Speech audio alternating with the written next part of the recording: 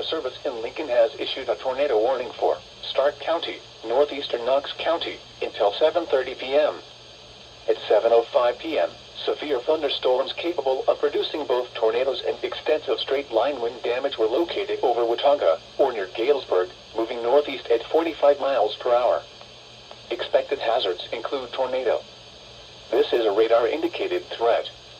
The following impacts are expected. Flying debris will be dangerous to those caught without shelter. Mobile homes will be damaged or destroyed. Damage to roofs, windows, and vehicles will occur. Tree damage is likely. These dangerous storms will be near Watauga around 7:10 p.m. Victoria around 7:15 p.m. Lafayette around 7:25 p.m.